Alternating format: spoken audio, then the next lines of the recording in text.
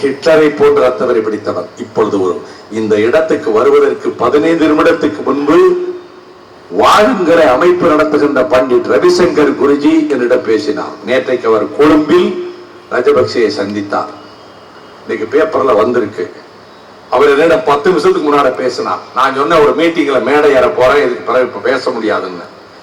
அவர் சொன்னார், நான் எவ்வளவோ மன்றாடி பார்த்து விட்டேன், தமிழ் மக்களை அகதிகளாக நடத்த அவன் தயாராக இல்லை.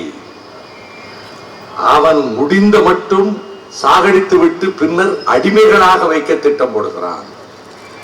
கொன்று குவித்து விட்டு மீதம் இருக்கின்றவர்களை நிரந்தர அடிமைகளாக்க திட்டம் போட்டிருக்கின்றான். இந்த சந்தர்ப்பத்தில் இன்றைக்கு இலங்கை அதிபரினுடைய சகோதரன், இலங்கை ஜனாதிபதியினுடைய ஆலோசகர், கொலைகார பசில் ராஜபக்சே இன்றைக்கு டெல்லி வந்திருக்கிறான். நேற்றைக்கு மன்மோகன் சிங், பிரதமர் மன்மோகன் சிங் தலைமையிலான cabinet committee on security affairs கூட்டத்தை நேற்று ராத்திரி நடத்தினார்கள். அதன் பிறகு இவர்கள் தகவல் சொல்லி பசில் ராஜபக்சே இப்ப வந்திருக்கிறான். இந்த நேரத்தில் நாங்கள் கேட்கிறோம், அக்டோபரிலே இருந்து தமிழ்நாட்டிலே இந்த பிரச்சனை கொழுந்து விட்டு எரிந்து சட்டசபையிலே ஒருமனதாக அண்ணா திமுக உள்ளிட்ட கட்சிகள் தீர்மானம் போட்டு போரை நிறுத்த வேண்டும் என்று தீர்மானம் போட்டு உலக நாடுகளிலே பல நாடுகள் போரை நிறுத்த சொல்லி இந்த நிமிடம் முறையிலே இந்திய அரசு போரை நிறுத்த சொல்லவில்லை. கலைஞர் கருணாநிதியை போன்ற கடைந்தெடுத்த கபட வேடதாரி தமிழ் இனத்திலே இதுவரை பிறந்ததே கிடையாது. பேரறிஞர் அண்ணா உருவாக்கிய இயக்கத்தை லட்சக்கணக்கான தொண்டர்களின் ரத்த துளிகளில், வியர்வை துளிகளில், கண்ணீர் துளிகளில் அது உருவாக்கப்பட்ட ஒரு இயக்கத்தை கைப்பற்றி கொண்டு கடந்த தேர்தலில் கிடைத்த வெற்றியாலே தன் குடும்பத்துக்கு அதிகார பதவிகளை பெற்றுக் கொண்டு இந்த 5 ஆண்டு காலமாக இந்திய அரசு செய்த அத்தனை துரோகத்துக்கும் அவர் உடந்தை. நான் குற்றம் சாட்டுவது ஆதாரம் இல்லாமல் எதுவும் சொல்ல மாட்டேன். இந்திய அரசுதான் இலங்கையிலே இருக்கக்கூடிய பதாலி விமான தளத்தை பழுது பார்த்து கொடுத்தது. அந்த விமான தளத்திலிருந்து தான் குண்டுவீச்சு நடக்கிறது. இந்திய அரசுதான் ரடார் கொடுத்தது. அதுதான் அவர்கள் விமானப்படையை இயக்குகிறது. அதை இயக்குவதற்கு இந்திய நிபுணர்கள் போனார்கள். இந்திய இலங்கை கடற்படை தகவல் பரிமாற்ற ஒப்பந்தம் போட்டது. கடலில் தமிழர்கள் புலிகள் நடமாட்டத்தை கண்டுபிடித்து துப்பு கொடுத்தது.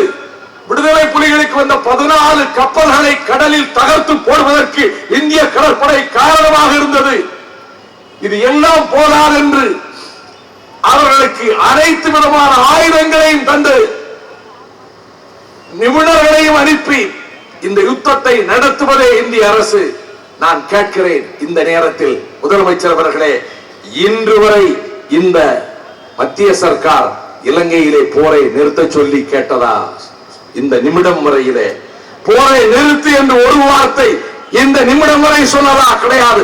உங்களுக்கு எழுதிய கடிதத்தில் போர் நிறுத்த ஏற்பாடுகள் நடத்துவதாக இத்தாலியிலே பிறந்து இந்தியாவிலே உள்ள மக்களால் ஏற்றுக்கொள்ளப்பட்டிருக்கின்ற சோனியா காந்தி உங்களுக்கு கடிதம் எழுதினார். ராஜபக்சேக்கு மன்மோகன் சிங் எழுதவில்லை.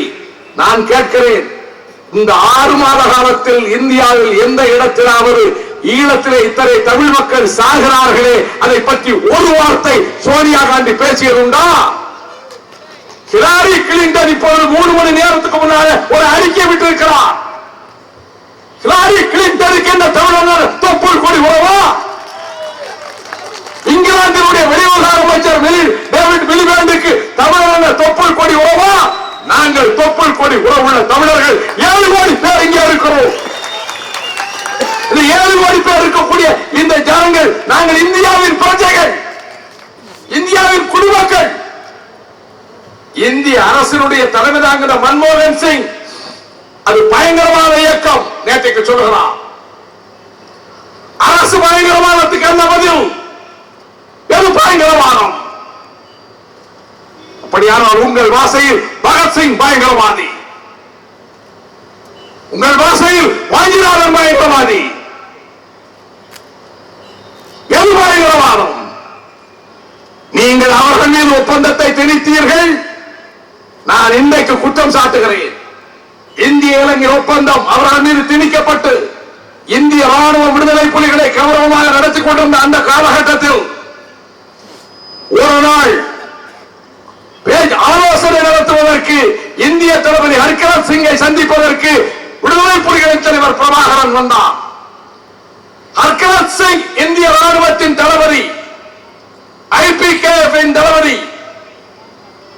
அவரிடத்திலே இந்திய தூதராக இருந்த தீட்சித் தீட்சித் சொல்லுகிறார், இன்றைக்கு உங்களை சந்திப்பதற்கு பிரபாகரன் வருகிறார், அவரை சுட்டுக் கொண்டு விடுங்கள், ஷூட் ஹிம். உடனே அதிர்ச்சி அடைந்த ஹர்கராஜ் சிங் சொல்லுகிறார், இந்த துரோகத்தை இந்திய ராணுவம் செய்யாது. எங்களை பார்க்க வந்து பேச வருகிறவரை சுட்டுக் கொள்ளுகிற துரோகத்தை இந்திய ராணுவம் செய்யாது என்று சொல்லுகிறார். அதற்கு பிறகு தீட்சித் திரும்ப சொல்லுகிறான், this is not my orders, this is the orders of Delhi, orders of Rajiv Gandhi. இது என்னுடைய உத்தரவு அல்ல, டெல்லியின் உத்தரவு, ராஜீவ் காந்தியின் உத்தரவு. இதை எழுதியிருப்பவர் இந்தியாவினுடைய பொறுப்பு வாய்ந்த ராணுவ தளபதியாக இருந்து ஓய்வு பெற்ற ஹர்கராஜ் சிங். அவர் எழுதியதைத்தான் சொல்லுகிறேன், எழுதிய உண்மையைத்தான் சொல்லுகிறேன். இந்த உண்மைகளை பேசினால் பாதுகாப்பு சட்டம் பாயுமா? என்ன கலைஞர் கருணாநிதி மிரட்டுகிறார். பிரபாகரன் உயிருக்கு ஆபத்து என்றால் தமிழ்நாட்டில் ரத்த வெள்ளம் ஏற்படும் என்று நான் சொன்னேன்.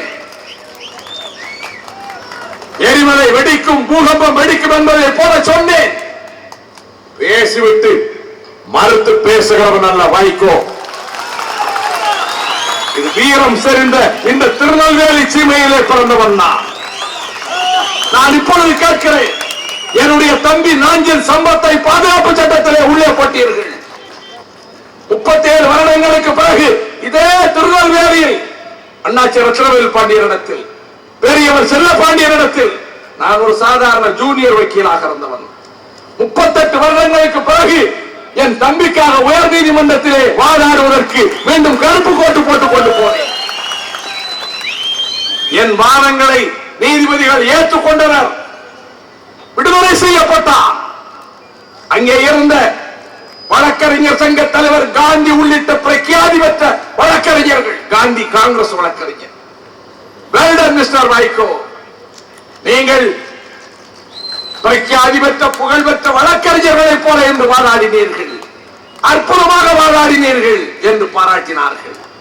என் சகோதரர்களுக்கு சொல்லுகிறேன், ஒருவேளை இந்த வழக்கில் தோற்றிருந்தால், இந்த வழக்கு எடுக்கப்படாமல் இருந்திருந்தால், வழக்கு தள்ளுபடி செய்யப்பட்டிருந்தால், நாஞ்சில் சம்பத் சிறையிலே இருக்க வேண்டிய நிலைமை ஏற்பட்டிருந்தால், என்னை இழிவுபடுத்தி பேசுவதற்கு கலைஞர் கருணாநிதி 2 பத்திரிகைகளை அழைத்து பெரிய வக்கீல் என்று கோர்ட்டுக்கு போனான், ஒரு நல்ல வக்கீலை வைத்து கேஸை நடத்தி இருக்கலாம், தொண்டரை சிறையிலே வைக்க விட்டார் என்று சொல்லியிருப்பார். அவருக்கு அஞ்சுகிற பத்திரிகைகள் வைகோ அந்த நீதிமன்றத்தில் சிறப்பாக வாதாடினார் என்று ஒரு வரி எழுதுவதற்கு யாரும் தயாராக இல்லை. எனக்கு அதை பற்றி கவலை இல்லை. நாங்கள் இன்றைக்கு கேட்கிறோம், இந்த இவ்வளவு பெரிய கொடுமையும் செய்துவிட்டு வேலை நிறுத்தம் கடை அடைக்க சொன்னீர்களா? யுத்தத்தை நிறுத்த சொல்லி சோனியா காந்தி கேட்கவில்லை, பிரணாப் முகர்ஜி கேட்கவில்லை, மன்மோகன் சிங் கேட்கவில்லை. இலங்கையினுடைய சுகாதார மந்திரி சில்வா இலங்கை பாராளுமன்றத்தில் சொன்னான், நாம் இந்த போரில் தமிழர்களை ஜெயித்ததற்கு இந்திய அரசு செய்த உதவிதான் காரணம், சிங்களவர்கள் இந்திய அரசுக்கு என்றைக்கும் நன்றியுடையவராக இருக்க வேண்டும் என்று சொன்னார். பாகிஸ்தான் யுத்தத்திலே சிங்களத்துக்காரன் பாகிஸ்தானுக்கு உதவி செய்தார், சீனா யுத்தத்திலே சிங்களத்துக்காரன் சீனாவுக்கு உதவி செய்தார். எதிர்காலத்தில் சிங்களத்துக்காரன் இந்தியாவுக்கு உதவ போவதில்லை. அங்குள்ள தமிழன் வலுவாக இருந்தால் தெற்கே இந்த இந்தியாவுக்கு பாதுகாப்பாக இருப்பார். இன்றைக்கு நீங்கள் ஏற்படுத்தியிருக்கிற நிலைமை, சிங்களவன் கரங்களை ஓங்க செய்து நாளைக்கு அங்கே இருந்து, கராச்சியில் இருந்தல்ல, அங்கே இருந்து ஒரு ஆபத்தை கராச்சிக்காரன் கொண்டு வந்தால் எங்கள் தலையிலேதான் குண்டுகள் விழும், எங்கள் கூடங்குளம் தான் அழியும், எங்கள் விஜயநாராயணன் தான் அழியும், எங்கள் தெற்கு சீமை தான் அழியும். தொலைநோக்கு சிந்தனை ஏற்ற இந்த நிலைமையில் இந்த போரை நடத்தி கொண்டிருக்கக்கூடிய மத்திய சர்க்காரின் கொள்கைதான் என்னுடைய கொள்கை என்று திமுக தலைமை சொன்னது, கலைஞர் கருணாநிதி சொன்னார்.